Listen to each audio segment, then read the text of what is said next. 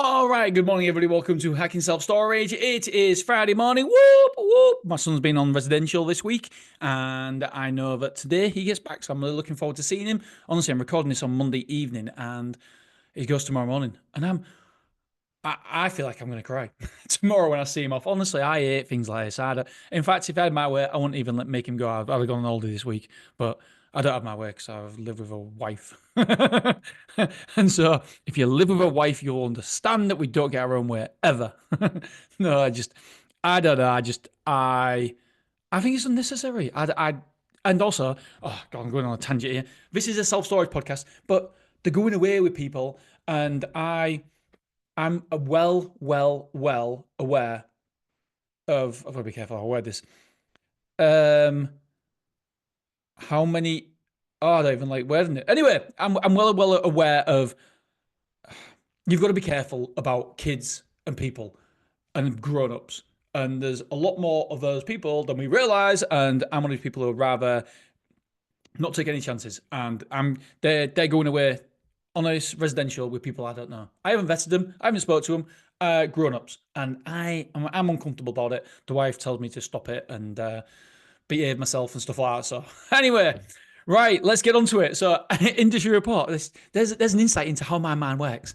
No, I just feel like you can never be too careful. You can never be too careful. I don't know these people, and I'm not for 1 second saying anything, but I don't know people, and there'll be somebody that you know right now who is that way and hiding in plain sight that we won't know. There's somebody I know because it's the law of averages. Anyway, don't want to talk about this anymore. Let's move on. Right, today we're looking at expenses and staff levels.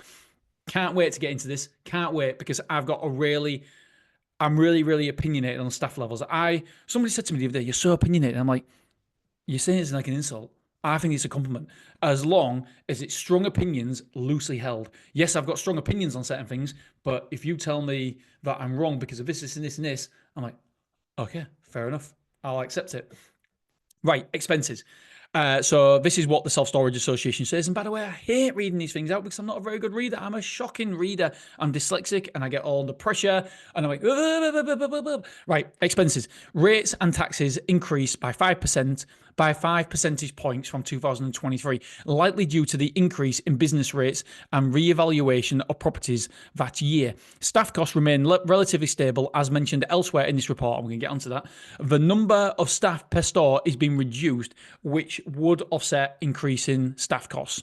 Online marketing made up a similar proportion of expenditure, and some of this was moved offline marketing as operators look for alternatives for AdWords and explore more local marketing campaigns. Yeah, do you know what? One of my jobs this week is to sit down and out, just list down any way that we can get customers out of a box. Just nothing is too weird, nothing is too wacky. Just list them all out, and I'm going to sit there one afternoon, just sit in a coffee shop and just think about them, and or go for a drive and think, or go for a run and not listen to a podcast. I'm just going to think about it because I really do want to start getting customers just rather than just one really main source, which is Google, because one main source just always makes me feel uncomfortable. In any business I've ever had, if you've got one traffic source, you're in trouble. Luckily, self-storage is a little bit different, where yes, we've got one main traffic source. However, we it's such a good industry that we kind of accept it. So I want to be careful of it. Right, 25% of operating costs are staff costs. Rates and taxes are 22%. 12% are other expenses. 11% is online marketing. 10% is management costs. 7% are repairs and maintenance. I think that's really high. 7%.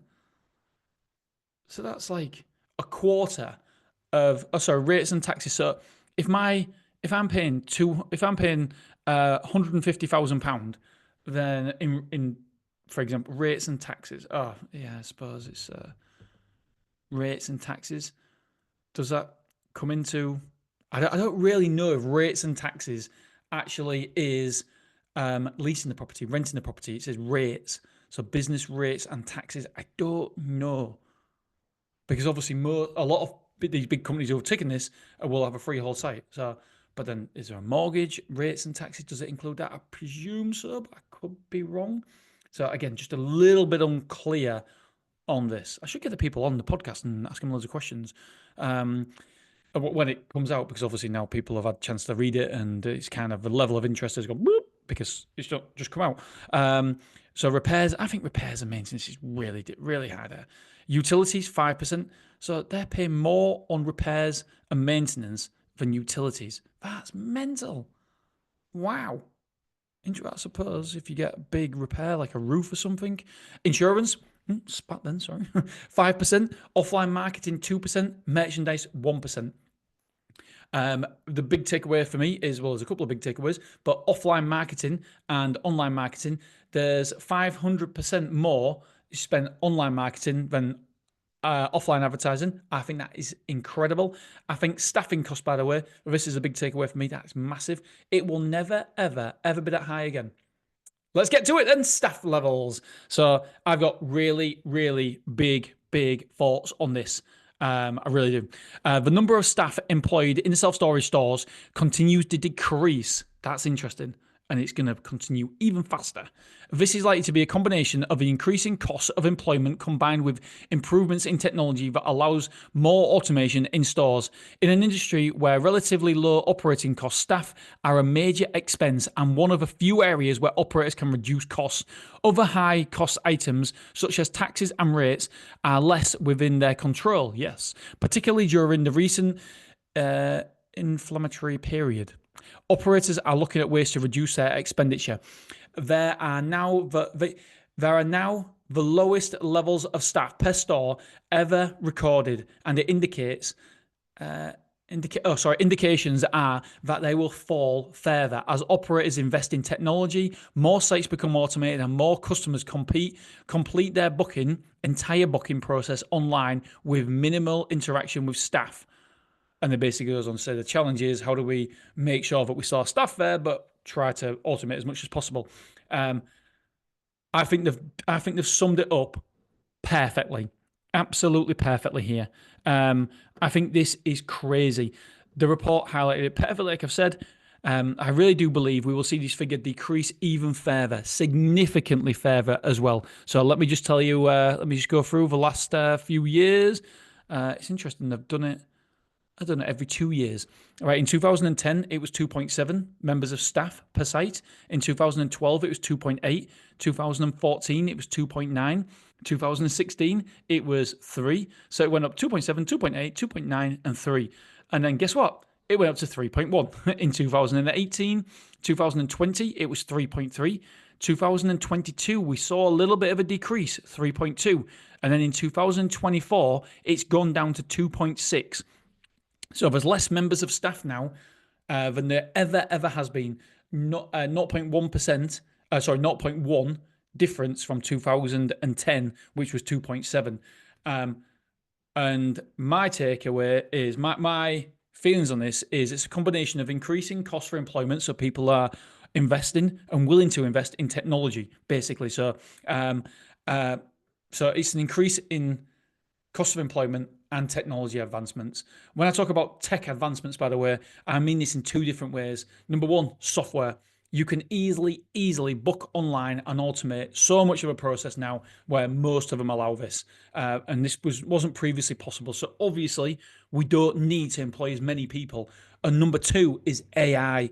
AI will be and is a complete game changer. Sometimes I think, what jobs are going to be left? Honestly, I must spend an hour a day researching at least on AI, because I feel like it's my job to make sure my company is protected in any AI advancements that come. And one of my best friends, he's a massive AI nerd expert. He's got a newsletter with over 10,000 new subscribers on it. And yet all he does is just every day look at it. So I ring him up.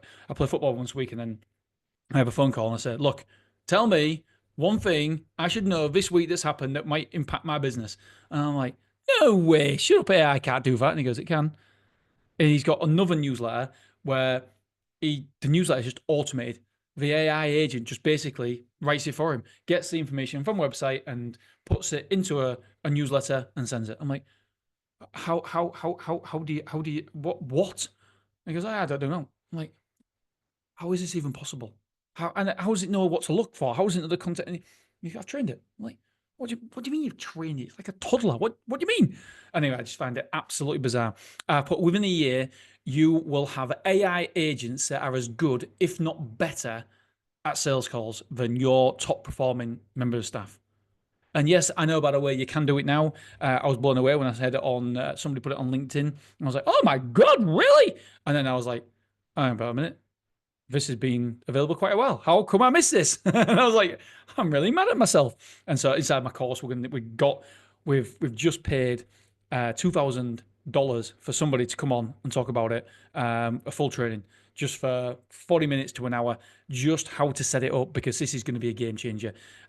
Yes, I know it can do it now, but it's not as good as it's going to be. It's going to 100x in a year. Well, maybe not 100x, but it's going to improve.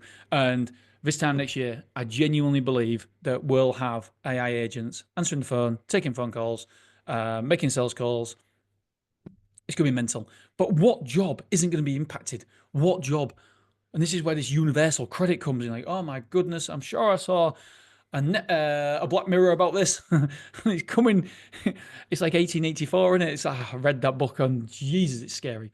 So yeah, I think that this is just going to continue and continue and continue to decrease.